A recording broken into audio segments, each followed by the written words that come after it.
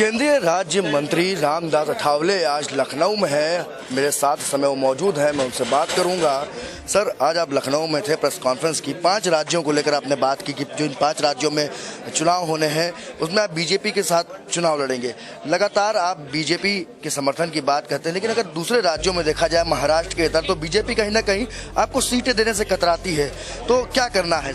अब मतलब उसके संबंध में ये कहना है कि भाई जिस तरह दूसरे राज्यों में हमारी पार्टी जितनी स्ट्रांग होनी चाहिए महाराष्ट्र के कंपैरिजन में, उतनी हमारी पार्टी उतनी स्ट्रांग नहीं है, लेकिन हर राज्य में मेरी पार्टी है और इसीलिए मेरी कोशिश तो जारी रहती है कि भाई बीजेपी के साथ अलायंस हो, बीजेपी कुछ सीट अपने को छोड़ दे, लेकिन जब तक हम हमारी ताकत नहीं दिखाएंगे तब तक बीजेपी अपने को सीट नहीं छोड़ेगी।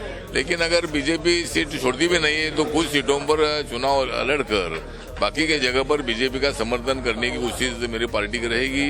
ये 5 राज्यों में बीजेपी 5 राज्यों में किस तरह सत्ता में आ सकती है, उसके लिए बीजेपी को मदद करेंगे। अगर सीटें छूटती है तो अच्छी बात है, नहीं तो कुछ सीटों पर चुनाव लड़कर हम बीजेपी का समर्थन करेंगे। उत्तर प्रदेश में अपनी पार्टी के विधायक बनाने की आपकी बहुत पुरानी लालसा है और इसके लिए आप लगातार कोशिश भी कर रहे हैं। क्या लगता है कि इस बार आगामी 2022 के विधानसभा चुनाव में, क्योंकि चुनावी माहौल तो शुरू हो चुका है, 2021 में चुनावी माहौल बन चुका है, क्या लगता है कि 2022 में विधानसभा चुनाव में बीजेपी आपको 4 से 5 सीटें आपकी डिमांड है वो आपको देगी? अगर नहीं देगी तो रामदास अठावले क्या करने वाले? हाँ, तो मतलब अगर बीजेपी हमको सीट देती है, 8-10 सीटें, 4-5 सीटें भी मिलती है, तो भी हम उनके साथ अलायंस करेंगे। तो बीजेपी के साथ अलायंस करने से 100% हमारे 4-5 MLA चुनकर आ सकते हैं, लेकिन ऐसा होता नहीं है।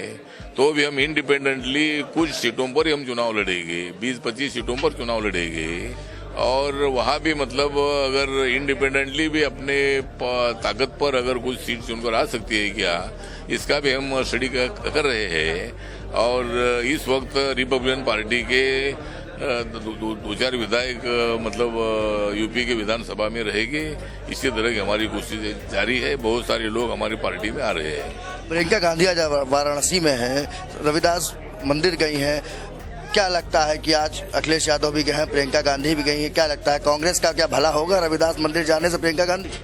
नहीं, कांग्रेस पार्टी का भी भला होगा नहीं और अखिलेश यादव का भी भला होगा नहीं, क्योंकि तो दलित वोट जो है, ये दलित vote Republican Party of India BJP के साथ है और दलित वोट जो है ये बड़ी संख्या में मायावती से टूट चुका है। समाजवादी पार्टी को तो दलित वोट देते नहीं है, तो रविदास मंदिर में जाने से कोई उनको फायदा होगा ऐसा बिल्कुल नहीं है। या योगी आदित्यनाथ जी का नेतृत्व इतना स्ट्रांग है, मोदी जी का नेतृत्व इतना स्ट्रांग है कि 2022 में मतलब 325 से भी ज्यादा, 350 से भी ज्यादा सीटें या बीजेपी की आ सकती है। राहुल गांधी के ऊपर अभी आप कुछ बोल रहे थे, क्या? नहीं, राहुल गांधी के बारे में मैं बोल रहा था कि भाई राहुल गांधी जी जब तक है तब तक हमको चिंता नहीं है। राहुल गांधी जी हमारे मित्र है, उनके बारे में हमको आदर भी है। वो राजीव गांधी जी के, सोनिया गांधी जी के पुत्र भी है, लेकिन वो नरेंद्र मोदी जी का सामना नहीं कर सकते हैं। वो सामना करने की कोशिश तो कर रहे हैं, लेकिन वो सामना में सफल नहीं हो पा रहे हैं और वो बोलते हैं कि भाई हम दो हमारे दो। तो अगर हम दो हमारे दो उनको अगर बोलना है तो उनको तो शादी करनी पड़ेगी। हम दो हमारे दो ऐसा बोलने से काम नहीं चलेगा। तो इसलिए मेरा कहना यह है कि राहुल गांधी उनका काम करते रहे, हम हमारा काम कर रहे हैं और मोदी जी का नेतृत्व देश भर में, दुनिया में और भी मजबूत हो रहा है। पेट्रोल और डीजल के दामों को कब उठाएंगे संसद में?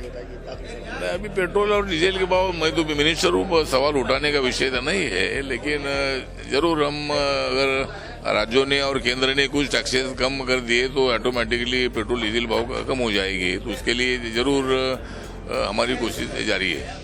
तो ये थे मेरे साथ केंद्रीय राज्य मंत्री रामदास अठावले जी, जिनका कहना है कि वो बीजेपी के साथ अलायंस कर रहे हैं और 5 राज्यों में जो विधानसभा चुनाव होने हैं उनकी कोशिश है कि बीजेपी प्रत्येक राज्य में लगभग उनको 5 से 6 सीटें दे, जिससे बीजेपी को भी फायदा हो और उनको भी फायदा हो। साथ ही साथ उनका आज प्रियंका गांधी का जो वाराणसी दौरा है रविदास जयंती पर, उनका कहना है कि प्रियंका गांधी को और कांग्रेस को मंदिर जाने से कोई फायदा नहीं होने वाला है, क्योंकि उनके साथ जो राहुल गांधी हैं जब तक वो रहेंगे तब तक कांग्रेस का भला नहीं हो सकता है। महंगाई के मुद्दे पर बोलते हुए रामदास अठावले ने कहा कि इस बात को राज्य और केंद्र सरकारों को सोचना चाहिए और कम से कम थोड़ा बहुत जो टैक्स है वो घटाए ताकि जनता को महंगाई से राहत मिल सके। अब देखना होगा कि रामदास अठावले क्या संसद में भी महंगाई को लेकर अपनी आवाज़ उठाते हैं या यूं ही प्रेस कॉन्फ्रेंस में ही इस पर बातें करते रहेंगे। राजधानी लखनऊ से कैमरा पर्सन दीपक के साथ मैं थर्वस्तोगी, एक्सपोज इंडिया के लिए।